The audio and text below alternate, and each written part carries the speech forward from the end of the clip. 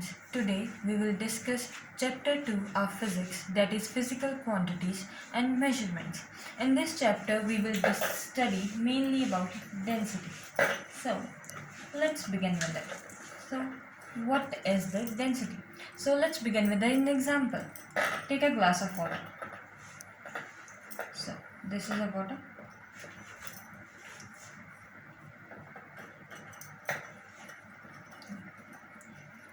Pour a nail into it. Pour some ice into it. What will you observe? It's iron nail. So, what will you observe? Observation क्या होगी? This will float. This will float like this. Float. And nail will sink down. Nail will be found over here. There will be a nail. So, this is an observation. So, let us think, why does it happen? This is only because of the density. This is only because of density. So, what is density? Density is the physical quantity which describes the heaviness / lightness. What is density? Density is a physical quantity which describes the heaviness or lightness of a substance. Okay? So, let's discuss in heavy now. So, अब density है क्या? Main point पे आते हैं. सो density क्या है कि कोई भी सब्सटेंस है जो उसमें वो कितना हैवी है, उसमें कितनी हैवीनेस है, वो कितना लाइट है, ये हम सब कौन सी फिजिकल क्वांटिटी बताती है, वो बताती है हमें डेंसिटी. जैसे हमने एग्जांपल ली, आइस डालेंगे पानी में तो वो फ्लोट करेगी. अगर हम आयरन का नेल डालेंगे तो वो सिंक करेगा. क्यों? क्योंकि इसकी एक लाइट है वाटर से और जो दूसरा है वो डेंस है. यही होगा. So this is the main जो थिंग है डेंसिटी के पीछे, जो हम इस चैप्टर में पढ़ेंगे वो सभी इसी चीज़ पर टिकी है कि डेंसिटी क्या है. डेंसिटी है कि हैवीनेस या लाइटनेस मेजरमेंट करने का तरीका, मेजरमेंट करती है एक सब्सटेंस की कि वो हैवी है या लाइट है दूसरे सब्सटेंस के कंपैरेटिव में. अब डेंसिटी हमें क्या बताएगी, हैवीनेस या लाइटनेस. तो अब हम उसे मेजर कैसे करेंगे, डेंसिटी कैसे मेजर करेंगे? डेंसिटी होती है मास बाय वॉल्यूम. मास और वॉल्यूम की जो रेशियो है वो हमें बताती है कि डेंसिटी कितनी है. और डेंसिटी बताती है कि मेटल डेंस है, जैसे कि हैवी है या लाइट है. वही डेंसिटी हमें बताएगी. ठीक है. तो डेंसिटी की एक डेफिनेशन क्या होगी? Density of a substance is a ratio, is the ratio of mass and volume. Mass by volume की जो रेशियो है वो डेंसिटी होती है. इसको डिनोट कैसे करते हैं? Denoted by capital D. जो कैपिटल डी है वो डेंसिटी को डिनोट करता है. अब ये फिजिकल क्वांटिटी है ना, ये मैथमेटिकल टर्म्स में ही हम डिस्कस करेंगे. अब जो डेंसिटी है वो क्या है? Mass by volume. मास किस यूनिट में मेजर करते हैं? मास केजीज में होता है, ग्राम्स में होता है, इसी यूनिट्स में मास होता है. तो मास की standard SI unit of mass क्या है? SI unit of mass is KG. SI unit of volume is metre cube. So unit of SI unit of density is kg per meter cube. Okay. Other unit is, it can be converted, mass can be in grams and volume can be in centimeter cube. So it can be gram centimeter cubic. Density क्या है?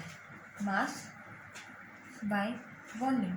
इसमें कोई shape थोड़ी आ रही है, सिर्फ mass by volume की ratio है ना, कोई शेप नहीं है कि शेप मास की ऐसी होनी चाहिए या जो सब्सटेंस है वो ऐसी शेप में होना चाहिए, उसका साइज़ इतना होना चाहिए.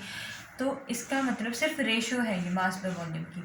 तो इसका मतलब कि density does not depend upon shape and size of the substance, shape and size of substance, इस पे वो डिपेंड नहीं करती है। डेंसिटी जो है कभी भी शेप और साइज पे डिपेंड नहीं करेगी, वो एक चीज़ पे डिपेंड करती है। मास पे वॉल्यूम की रेशो तो है ही है, वो टेम्परेचर पर डिपेंड करती है, ठीक है। टेम्परेचर अगर बढ़ेगा, ये इन्वर्सली प्रोपोर्शनल होती है। अगर टेम्परेचर आप इंक्रीज करेंगे तो डेंसिटी जो है वो डिक्रीज होगी। ऐसा क्यों होगा? टेम्परेचर के इंक्रीज होने से डेंसिटी क्यों डिक्रीज होगी? क्योंकि आपको मालूम है अगर टेम्परेचर इंक्रीज होगा तो वॉल्यूम इंक्रीज होगी ही होगी। अगर मान लीजिए कि वो सॉलिड सब्सटेंस है, मेटेलिक है, तो वो टेम्परेचर देने पर एक्सपैंड होगा। मेटल्स जो होते हैं, प्रॉपर्टी है ना metal expand on heating, expand on heating. अगर वो मेटेलिक सब्सटेंस है, अगर वो मेटेलिक सब्सटेंस है तो मेटेलिक सब्सटेंस को अगर आप हीट देना शुरू करोगे, ये एनर्जी दे रहे हैं, ठीक है। अगर मेटेलिक सब्सटेंस को आप एनर्जी देंगे तो उसकी वॉल्यूम जो है वो इंक्रीज हो जाएगी। वॉल्यूम इंक्रीज होगी अगर, तो डेंसिटी तो ऑफकोर्स डिक्रीज हो जाएगी ना, क्योंकि वो दोनों कैसे हैं, इनवर्सली प्रोपोर्शनल है। तो इसका मतलब ये, इसमें दो पॉइंट हैं याद रखने वाले। पहली बात ये है कि वो साइज़ और शेप पर डिपेंड कभी नहीं करेगी, वो मास पर डिपेंड करेगी या उसके वॉल्यूम पर डिपेंड करेगी। और अब जो वॉल्यूम है वो टेम्परेचर के बढ़ने या कम होने से चेंज हो जाएगी। Volume changes with change in temperature. So क्या होगा कि अगर टेम्परेचर को इंक्रीज़ या डिक्रीज करने से वॉल्यूम चेंज होगा। अगर वॉल्यूम चेंज होगा सब्सटेंस का तो डेंसिटी चेंज होगी। एक बात याद रखिए, मास कभी भी चेंज नहीं होता उस फिक्स्ड क्वांटिटी का। सब्सटेंस अगर फिक्स्ड है, उतना ही है, आपने जितना लिया तो उसका मास वही रहेगा। मास नहीं वेरी करता, वॉल्यूम वेरी कर जाती है हीट करने पर या कूल करने पर।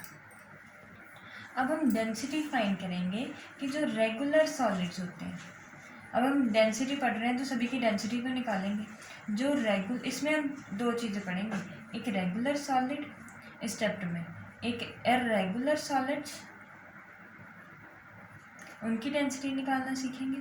और तीसरी बात होगी लिक्विड्स की, उनकी डेंसिटी में बात करेंगे। सॉलिड की लिक्विड में डेंसिटी कितनी होती है और इवन लिक्विड की भी कितनी डेंसिटी होती है, ये हम तीन चीज़ें इसमें डिस्कस करेंगे। रेगुलर जो सॉलिड होते हैं उनकी वॉल्यूम हमें मालूम ही होती है, उनकी वॉल्यूम फिक्स्ड है ना, कि ऐसी शेप है तो उसकी वॉल्यूम ऐसी हो जाएगी। जो इर्रेगुलर सॉलिड होते हैं उनकी वॉल्यूम हमें फाइंड करनी होगी, उनकी वॉल्यूम हमें पता नहीं है तो उनकी वॉल्यूम हमें फाइंड करनी पड़ेगी। जो लिक्विड है उसकी भी फाइंड करनी पड़ेगी, पहले वॉल्यूम फाइंड करेंगे, फिर मास फाइंड करेंगे, फिर डेंसिटी निकालेंगे। तो इस चैप्टर में हम यही करेंगे सब कुछ, पहले उसकी वॉल्यूम फाइंड करेंगे, फिर उसके डेंसिटी फाइंड करेंगे। तो इस चैप्टर में हमने तीन पढ़ने हैं, regular solids, irregular solids and liquids, इन तीनों की डेंसिटी के बारे में पढ़ना। सो पहले हम बात कर लेते हैं रेगुलर सॉलिड्स के बारे में। रेगुलर सॉलिड्स में क्या हो जाता है? रेगुलर सॉलिड्स की वॉल्यूम डेफिनाइट है, वॉल्यूम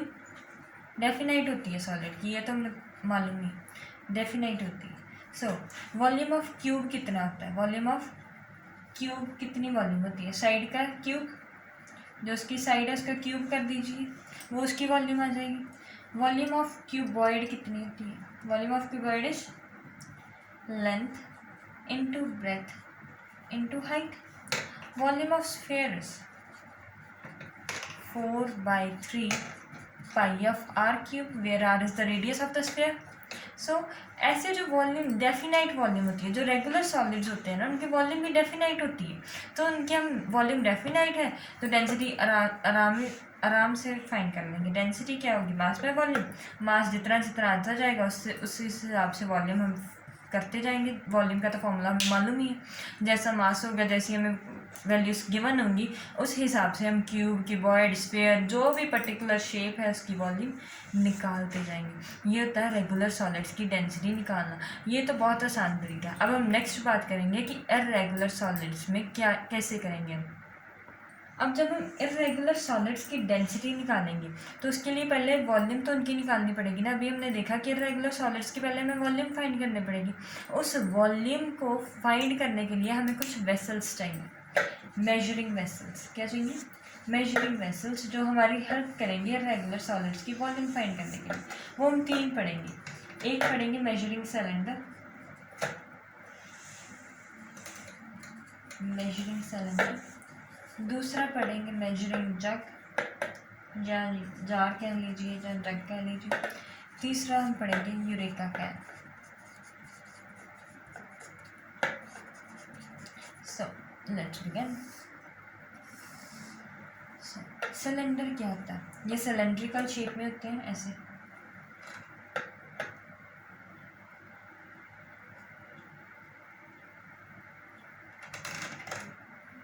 ये ऐसे होते हैं। यहाँ से इनकी मार्किंग स्टार्ट हो जाती है 0, 10, 20, 30 एंड सो ऑन, ऐसे मार्क होनी शुरू हो जाती है। ये क्या होते हैं? ये एक मेजरिंग सिलेंडर है जिसकी मार्किंग 0 से स्टार्ट होकर जितनी भी हो सकती है, 100 हो सकती है, 200 हो सकती है, जितनी भी होनी चाहिए वो एम हो सकती है। ठीक है, ये होते हैं मेजरिंग सिलेंडर्स। इनकी मेजरिंग कैपेसिटी अवेलेबल होती है, डिफरेंट सिलेंडर्स की मेजरिंग जो होती है वो डिफरेंट होती है। और ये बने किससे होते हैं? ये जो ग्लास के बने होते हैं, प्लास्टिक या मेटल के भी हो सकते हैं। ये हमें हेल्प करते हैं उनकी वॉल्यूम फाइंड करने में। ठीक है, और ये ग्रेडेड होते हैं और इनके पास ऊपर ही इनकी ये देखिए मार्किंग हुई है ना, ऐसे ही अवेलेबल होती है इनकी marking. So second is jug. ये सेम होते हैं सिलेंडर के जैसे, सिर्फ इनकी शेप डिफरेंट होती है, शेप थोड़ी सी डिफरेंट होती है। ये नॉर्मली मिल्क सेलर जो होते हैं ना उनके पास मिल जाते हैं। इनकी भी ग्रेडिंग डिफरेंट होती है, इनकी कैलिब्रेटेड डिफरेंट होते हैं। ये कुछ 100 ml का हो सकता है, कोई 1 लीटर का भी हो सकता है, कोई 2 लीटर का, कोई 5 लीटर का, ये नॉर्मली मिल जाते हैं। ऑयल डीलर, जो ऑयल डीलर होते हैं इनके पास भी ये नॉर्मली मिल ही जाते हैं। ठीक है, अब हम थर्ड जो है इम्पॉर्टेंट है वो है यूरेका कैन। यूरेका कैन कैसा होता है उसकी डायग्राम देखनी ज़रूरी है। यूरेका कैन, यूरेका कैन कुछ इस तरह से होता है, ऐसे। यूरेका कैन जो होता है ना उसके टॉप में एक स्पाउट होता है, ये देखिए ये एक स्पाउट होता है जिससे जो एक्स्ट्रा वॉल्यूम, ये इतनी ही उसकी कैपेसिटी होती है, यही उसकी वॉल्यूम है बीकर की। जो बीकर है ना उसकी वॉल्यूम सिर्फ इतनी ही है, जब इससे ऊपर जाएगा वो इससे बाहर निकलता जाएगा। ये होता है यूरेका कैन। ये हमें बहुत हेल्प करता है वॉल्यूम फाइंड करने में, किसी भी वॉल्यूम को फाइंड करने में ये हेल्प करता है। ठीक है, अब हम इनके यूजेस पढ़ेंगे आगे। सो अगर आप फिर से देख लीजिए, ये सिलेंडर है, सिलेंडर ऐसे होते हैं, ग्लास, प्लास्टिक या मेटल के बने होते हैं। जग भी सेम होते हैं, बस थोड़ी सी शेप अलग होती है, वो ऐसे होते हैं, थोड़े से ऐसे, थोड़ा सा इसका हैंडल होता है। ठीक है, ऐसे जग होते हैं। सो इनकी शेप डिफरेंट होती है, वो भी ग्लास के, प्लास्टिक के या मेटल के बने होते हैं। और जो यूरेका है ना वो ट्रांसपेरेंट होते हैं, नॉर्मली ट्रांसपेरेंट होते हैं, और वो भी प्लास्टिक या ग्लास से बने होते हैं। ठीक है, अब हम डिस्कस करेंगे कि इर्रेगुलर सॉलिड्स में डेंसिटी कैसे फाइंड करनी है। अभी हमने पढ़े हैं दो तरीके, एक सिलेंडर की हेल्प से फाइंड करेंगे, कुछ जार की हेल्प से फाइंड करेंगे, और तीसरा होता है यूरेका कैन। अब सिलेंडर और यूरेका कैन की हेल्प से हमने पहले डिसाइड किया था ना कि हम उनसे वॉल्यूम फाइंड करेंगे, फिर वॉल्यूम अगर फाइंड हो जाएगी इर्रेगुलर सॉलिड्स की तो हम उससे डेंसिटी फाइंड करेंगे। सो अब होना क्या है, करना क्या है? जो मेजरिंग सिलेंडर ऐसा था, मेजरिंग सिलेंडर में वाटर फिल कर लेना है आपको और उसकी वॉल्यूम मार्क कर लेनी है V1। जो भी उस पर मार्किंग तो हो रखी होती है उसकी वॉल्यूम V1 मान लीजिए कि आपने मार्क कर ली। फिर इर्रेगुलर सॉलिड लेना है और लेबॉर्ट्री स्टैंड जो होता है ना उसकी हेल्प से उसे सस्पेंड कर देना है। ये सॉलिड दिख रहा है आपको, ये इर्रेगुलर सॉलिड मैंने इमर्स कर दिया है वाटर में, तब उसकी वॉल्यूम थोड़ी सी तो बढ़ेगी, ये वॉल्यूम V2 हो जाएगा। ठीक है, तो इसका मतलब क्या है कि डेंसिटी, जो ये सॉलिड है उसने कितनी वॉल्यूम ऑक्यूपाई की होगी, वॉल्यूम ऑफ सॉलिड कितनी होगी, जितनी बाद में आई माइनस जितनी पहले थी, यही उसकी होगी, यही वॉल्यूम यही ऐड हुआ है ना एक्स्ट्रा। पानी तो उतना ही रखा मैंने, वाटर मैंने दोनों सिलेंडर्स में उतना ही रखा, सिर्फ एक सॉलिड ऐड किया है उसमें। अगर मैंने सॉलिड ऐड किया है तो उसी की वॉल्यूम होगी ना, जो एक्स्ट्रा वाटर का लेवल जो राइस हुआ है। ये देखिए पहले वाटर का लेवल यहाँ तक था, अब राइस हो चुका है। वो क्यों राइस हुआ? क्योंकि सॉलिड इमर्स हुआ। तो ये जो राइस वॉल्यूम है वो कैसे आएगी, V2 इस सारे में से इसको माइनस करके, ये पूरी की पूरी V2 है, उसमें से अगर V1 माइनस कर देंगे तो ये वॉल्यूम ऑफ सॉलिड आ जाएगी। ये वॉल्यूम ऑफ सॉलिड हमने कर ली फाइंड। तो अब हमें वॉल्यूम ऑफ सॉलिड का क्या करना है, डेंसिटी ऑफ सॉलिड कैसे आएगी, मास ऑफ सॉलिड मास तो मेजर कर ही लेंगे। मास कैसे कैसे मेजर करेंगे? बीम बैलेंस से, सबसे आसान तरीका। बीम बैलेंस लेके उससे मास निकाल लेंगे और वॉल्यूम हमने यहाँ से निकाल लिया। सो density of the irregular solid का पहला डेंसिटी हमने निकाल ली सिलेंडर की हेल्प से। ठीक है, फिर से देख लीजिए। पहले वाटर डालेंगे, V1 वॉल्यूम आ जाएगा। उसके बाद में उसी उतने ही लेवल में हम क्या डाल देंगे कि सॉलिड सस्पेंड कर देंगे, उससे आएगी V2। V2 में से V1 माइनस कर देंगे, V2 में से V1 माइनस कर देंगे, ये क्या बचेगी? वॉल्यूम जो एक्स्ट्रा थी वही वॉल्यूम सॉलिड की होगी। Volume of solid is equals to V2 minus V1। अब डेंसिटी कैसे आएगी? Density of solid is equals to mass of solid over volume of solid. ठीक है, अब हम दूसरा स्टेप करेंगे। दूसरा तरीका क्या था? यूरेका कैन का। यूरेका कैन से क्या है? यूरेका कैन कुछ ऐसा था, उसमें भी हम वाटर फिल कर लेंगे। ये कैन है ना, इसमें हमने फिल किए, क्या किया हुआ? वाटर फिल किया। ठीक है, ये जो उतना ही फिल करना है कि इसमें कोई ना जाए। अब इसमें ज़ीरो है ना अभी। उसके बाद में हम लेबॉर्ट्री स्टैंड की मदद से ना इसमें एक सॉलिड इमर्स करेंगे। सॉलिड क्या करेंगे? इमर्स उसी उतना ही लेवल रखना। अब जब हम इमर्स करेंगे ना, जो एक्स्ट्रा होगा वो यहाँ से नीचे नीचे नीचे इस वेसल में आ जाएगा। इस स्पाउट की मदद से वो सारा इस सिलेंडर में आ जाएगा। पहले सिलेंडर में कुछ नहीं था, अब इसमें भी वाटर आया। ठीक है, अब वो वाटर कितना होगा जो इसने डिस्प्लेस किया? इसने किसी वाटर की जगह तो ली है ना ये सॉलिड ने, तो वो सॉलिड सारा इसमें आ गया। वो उस सॉलिड की वजह से जो वाटर था वो सारा इसमें आ गया। तो अब हम इसकी वॉल्यूम निकाल लेंगे। वॉल्यूम इसकी निकाल लेंगे तो वो क्या आ जाएगी? डेंसिटी ऑफ सॉलिड कितनी आ जाएगी? मास of solid over volume of solid. जो ये कंटेनर वॉल्यूम देगा ना हमें, जो ये कंटेनर वॉल्यूम देगा, सिलेंडर वॉल्यूम देगा हमें, वो वॉल्यूम हम यहाँ पे फिल कर देंगे। और हमारी डेंसिटी कैसे आ जाएगी? Density is equals to mass of solid over volume of solid. तो इसका भी हम मास कैसे डिफाइन निकालेंगे? बीम बैलेंस की मदद से। ठीक है, अब हमारा जो थर्ड था, पहले रेगुलर का था, फिर इरेगुलर का था, और अब क्या था? लिक्विड के बारे में हम डिस्कस करना था कि लिक्विड में कैसे फाइंड करते हैं। तो इसके लिए क्या करते हैं कि एक बीकर लेंगे, एम्प्टी बीकर लेंगे। ठीक है, एम्प्टी बीकर का पहले मास मेजर कर लेंगे बीम बैलेंस की मदद से।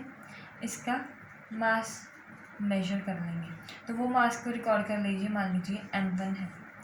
एक सिलेंडर में आप थोड़ा सा लिक्विड पुट कीजिए। ठीक है, उसकी वॉल्यूम मान लीजिए V1 है। ठीक है, ये आपको लिक्विड है जिसकी आपने डेंसिटी फाइंड करनी है ना, ये वो वाला लिक्विड इसमें फिल करेंगे आप सिलेंडर में वही लिक्विड फिल कीजिएगा जिसकी डेंसिटी फाइंड करनी है। और उसकी वॉल्यूम क्या कर ली? उसकी वॉल्यूम V1 मान लीजिए। अब इस सिलेंडर में जो लिक्विड है ना, उसको एम्प्टी में फिल करना शुरू कर दीजिए। ठीक है, वो कुछ ऐसा दिखेगा, बाद में ऐसा हो जाएगा। अब इसका मास कीजिए फिर से बीम बैलेंस की मदद से। ये मास आ जाएगा M2। पहले इस एम्प्टी का मास निकालना है, वो M1 है। इसमें सिलेंडर में वॉल्यूम फिल करके उसकी वॉल्यूम V1 मार्क करनी है। और अब टोटल जो सिलेंडर का लिक्विड है ना, वो भी हमने इसी बीकर में फिल कर दिया, तो उसका मास M2 आ गया। अब हम इससे आगे क्या करेंगे कि अगर हम ये वाला जो है M2 है, M2 किस किस का मास है? M2 मास है एक बीकर का और एक लिक्विड का। और M1 किसका मास है? M1 किसका मास है? बीकर का मास है, जो बीकर था उसी का मास है। तो अब हम क्या करेंगे कि लिक्विड का मास कैसे आएगा? इन दोनों को सब्ट्रैक्ट कर देंगे। M2 में से M1 माइनस कर देंगे तो वो क्या आएगा? मास ऑफ लिक्विड आ जाएगा हमारे पास। और वॉल्यूम ऑफ लिक्विड हमें पहले ही मालूम है कि वॉल्यूम ऑफ लिक्विड क्या है? V1 है। तो डेंसिटी कैसे आएगी? Density is equals to mass of liquid by volume of liquid. Volume mass कितना है? M2, ये L है। ये मास ऑफ लिक्विड कितना है? ML, यहाँ पे लिखा है, वही आ जाएगा। और वॉल्यूम जो है V1 वो यहाँ से आ जाएगा।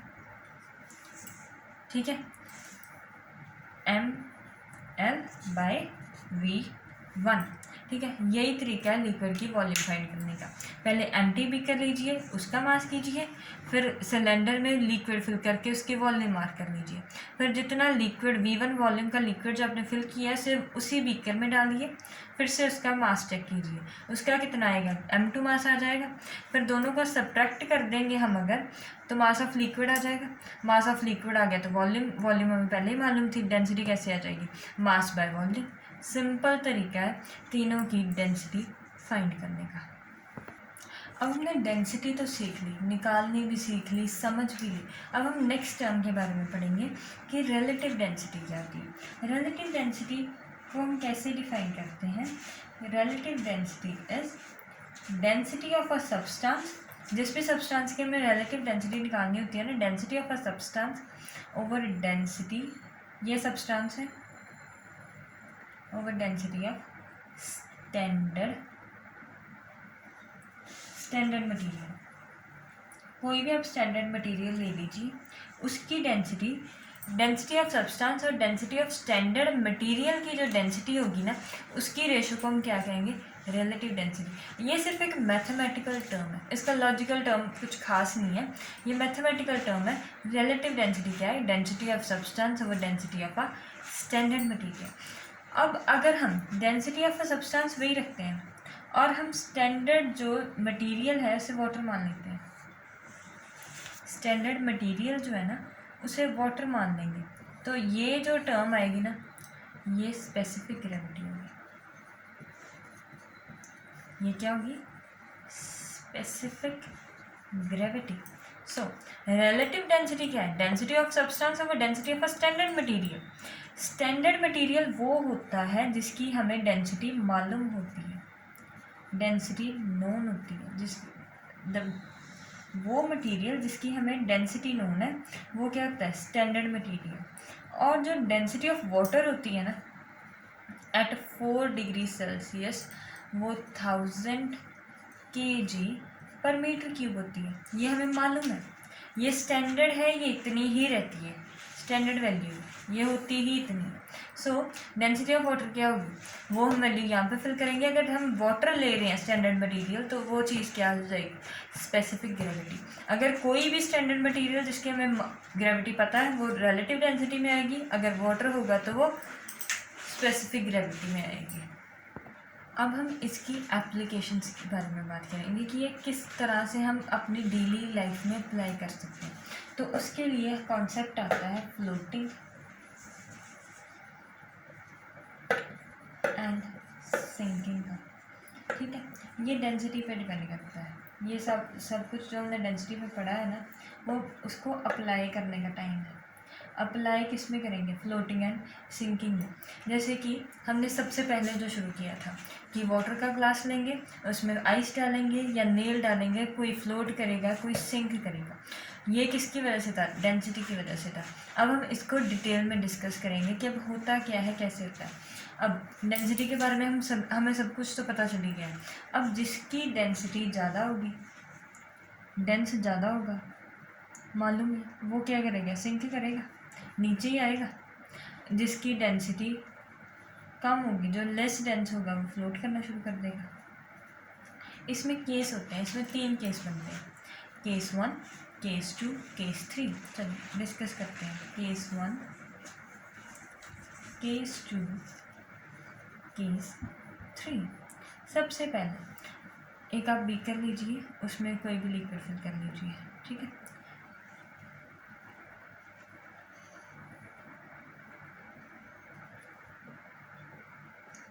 तीनों सेम ले लीजिए, चाहे डिफरेंट ले लीजिए, जैसे मर्जी कर लीजिए, ठीक है। बीकर में लिक्विड फिल कर दिया।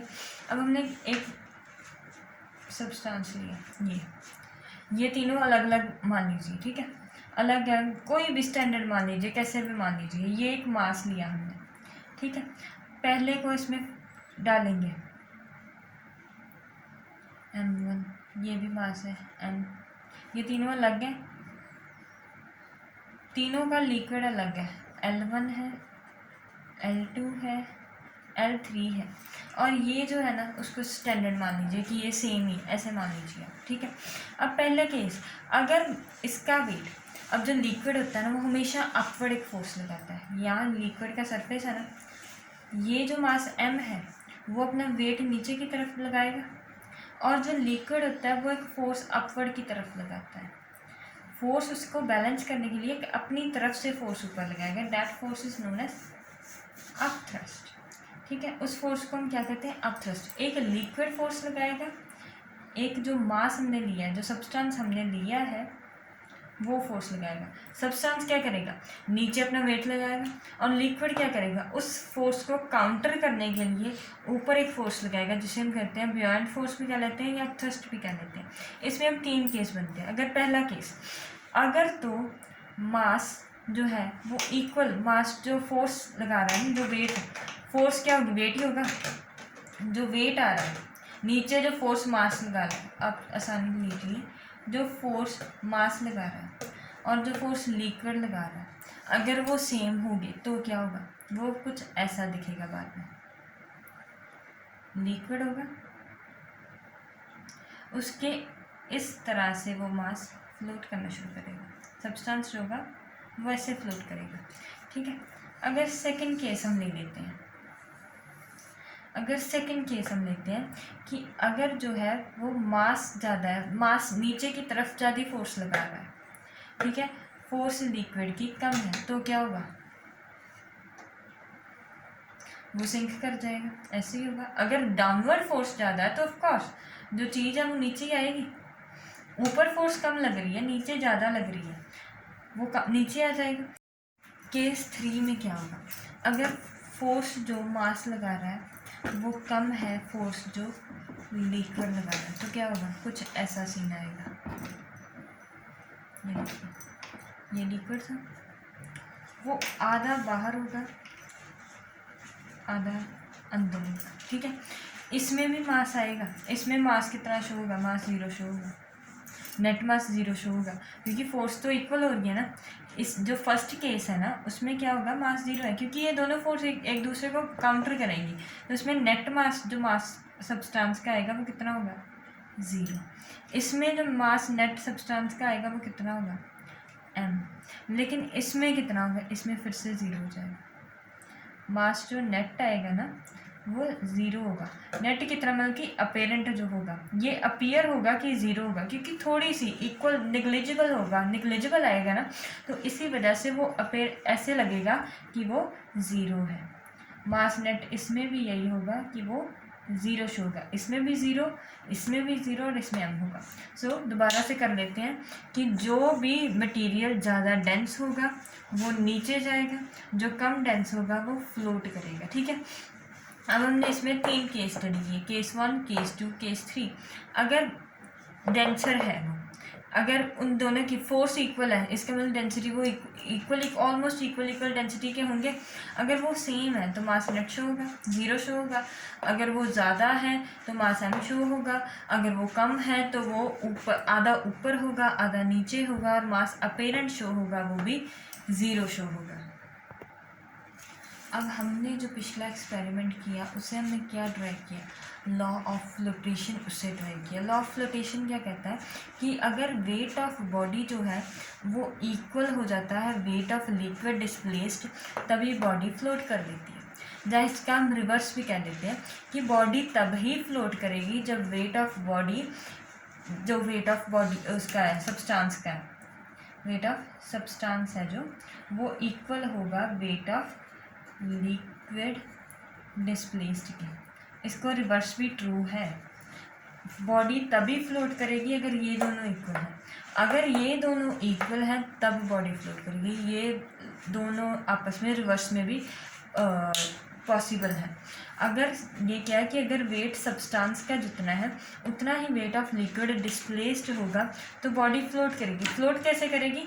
आधी अंदर होगी, आधी बाहर होगी। ठीक है, और इसी से हम कह सकते हैं कि अगर डेंसिटी सब्सटेंस की इक्वल होगी डेंसिटी ऑफ लिक्विड के, तो क्या होगा? बॉडी फ्लोट करेगी। ठीक है, बॉडी फ्लोट करेगी इस लिक्विड में। और इसमें एक बात ध्यान रखने की होती है कि इसमें जो अपेरेंट वेट होता है ना बॉडी का, वो हमेशा ही 0 होता है। ठीक है। इसका लॉ ऑफ फ्लोटेशन क्या कहता है कि अगर ये दोनों क्वांटिटीज़ इक्वल हैं तो बॉडी फ्लोट करेगी। अगर डेंसिटी भी इवन इक्वल हो जाएगी तब भी बॉडी फ्लोट करेगी और उसमें वेट क्या होगा, ज़ीरो होगा। ठीक है, अब हम इसके एग्जांपल्स डिस्कस करेंगे। अब हम फ्लोटेशन, लॉ ऑफ फ्लोटेशन जो पढ़ा है ना, उसकी एप्लीकेशंस के बारे में डिस्कस करेंगे। उसकी सबसे पहली एप्लीकेशन क्या है? उसकी सबसे पहली एप्लीकेशन है swimming in sea water. Sea water में स्विम करना आसान होता है। Swimming in sea water, sea water में स्विम करना आसान क्यों होता है? रिवर वाटर के कंपैरेटिव क्यों होता है? क्योंकि सी वाटर में क्या होता है, सॉल्ट मिक्स होता है, सॉल्ट मिक्स होगा अगर वाटर में तो उसकी डेंसिटी क्या होगी, ज़्यादा हो जाएगी। अगर डेंसिटी ज़्यादा होगी तो वो हमें अपथ्रस्ट प्रोवाइड करेगा, जैसे हमने पीछे डिस्क्राइब किया कि जितनी ज़्यादा डेंसिटी होगी उतना ज़्यादा वो डिस्प्लेस करेगा। तो डेंसिटी ज़्यादा होगी, अपथ्रस्ट हमें ज़्यादा मिलेगी, तो जो स्विमर होता है उसकी फोर्स जो है कम लगेगी स्विम करने में, उसका जो कम लगेगा स्विम करने में, तो वो आसानी से स्विम कर लेगा, ईज़िली वो स्विम कर पाएगा सी वाटर में बजाय कि रिवर वाटर में। रिवर वाटर तो प्योर होता है, लेकिन सी वाटर में सॉल्ट मिक्स होने की वजह से डेंसिटी ज़्यादा होगी, डेंसिटी ज़्यादा होने की वजह से अपथ्रस्ट ज़्यादा मिलेगा और वो आसानी से स्विम कर सकता है। और अब हम सेकेंड एग्जाम्पल इसकी डिस्क्राइब करते हैं कि सेलिंग ऑफ शिप। शिप में क्या होता है, ये एक इंटरेस्टिंग बात है। अगर शिप आयरन की बनी है, नेल भी तो आयरन का बना होता है, अगर हम नेल जो है उसको पानी में डिप करते हैं वो सिंक करता है, लेकिन शिप कभी भी पानी में सिंक नहीं करती। ऐसा क्यों होता है? नेल और शिप दोनों आयरन की है, शिप सिंक नहीं करेंगी। उसमें रीज़न क्या है कि क्योंकि शिप जो होती है वैसी होती है, इसके ऊपर स्ट्रक्चर जो भी ऐसा स्ट्रक्चर बना है, जो ये है ना वो एक हॉलो कंटेनर होता है। शिप के अंदर हमेशा एक हॉलो कंटेनर बनाते हैं हम लोग। हॉलो कंटेनर क्या, हॉलो कंटेनर खाली कंटेनर है, उसमें क्या फिल्ड होगी, एयर। एयर फिल्ड होने की वजह से वो क्या होगी, एवरेज जो डेंसिटी है वो कम हो जाएगी। एवरेज डेंसिटी कम होगी, पानी के मुकाबले एवरेज डेंसिटी कम होगी, तो वो ऊपर ऊपर रहेगी। तो वो क्या होगी, ऊपर रहने का मतलब क्या है, फ्लोट करना। दोबारा समझिए कि शिप भी आयरन की बनी है, लेकिन उसका जो नीचे वाला हिस्सा है हम उसमें उस कंटेनर में खाली छोड़ देते हैं ताकि उसमें एयर बन रही है। एयर की डेंसिटी तो बहुत ही लेस है। एयर की डेंसिटी लेस होने की वजह से ओवरऑल जो शिप की डेंसिटी है वो कम हो जाती है। अगर ओवरऑल शिप की एवरेज डेंसिटी कम होगी तो आसानी से ऊपर ही रहेगी और वो आसानी से फ्लोट कर पाएगी। और ऐसा ही होता है सबमरीन में। सबमरीन तो सबको मालूम है ना, कभी पानी के नीचे चली जाती है कभी ऊपर। उसमें भी क्या होता है, उसमें टैंक बने होते हैं। सबमरीन्स जो बनी होती है ना उसमें टैंक होते हैं। टैंक का क्या काम होता है, टैंक में अगर आप वाटर फिल कर दोगे, वाटर फिल करेंगे अगर हम, और अगर हम वाटर फिल ना करेंगे, not filled, water not filled, तो दोनों केस अलग बन जाएंगे। अगर वाटर फिल कर दिया तो उसमें क्या होगा, वाटर भी ऐड होगा, और होती तो वो आयरन की है, वाटर और आयरन मिक्स हो जाएंगे। ओवर एवरेज डेंसिटी क्या करेगी, इंक्रीज करेगी। एवरेज डेंसिटी इंक्रीज करेगी तो वो नीचे जाएगी, एवरेज वेट इंक्रीज हो जाएगा। डेंसिटी तो इंक्रीज होगी, वेट भी इंक्रीज हो जाएगा। ठीक है, अगर उसका वेट इंक्रीज हो गया, सबमरीन का वेट इंक्रीज हो गया और पानी का कम हुआ तो वो क्या कर जाएगी, सिंक कर जाएगी। और जब सबमरीन को ऊपर आना होता है तो वो टैंक में जो पानी होता है उसको निकाल देते हैं हम लोग। टैंक में जो पानी भरा होता है ना उसको निकाल देते हैं, सिर्फ आयरन रह जाती है। और टैंक में से अगर पानी निकल गया तो फिर से वो ये वाला केस आ गया। टैंक अगर खाली हो गया तो उसमें क्या आ जाएगी, एयर। एवरेज डेंसिटी कम हो जाएगी और वो फ्लोट करके ऊपर आ जाएगा। ठीक है, ये था हमारा एप्लीकेशन ऑफ फ्लोटेशन। इसी वजह से हम बहुत सारे ऐसे एग्जांपल्स कर सकते हैं, जैसे आइसबर्ग्स की एग्जांपल में इसी में आएंगी, बैलून्स की एग्जांपल्स में इसी में आएंगी, आइस फ्लोटेशन की एग्जांपल भी इसी में आएंगी। ऐसी बहुत सारी एग्जांपल्स हैं और उनमें कॉन्सेप्ट क्या लगेगा, एक ही कॉन्सेप्ट लगेगा कि अगर एवरेज डेंसिटी सब्सटेंस की कम होगी लिक्विड के मुकाबले तो वो फ्लोट करेगा, अगर ज़्यादा हो जाएगी तो वो सिंक करेगा। So thank you, this is the end of our chapter. So thank you for watching this video, like and subscribe my channel.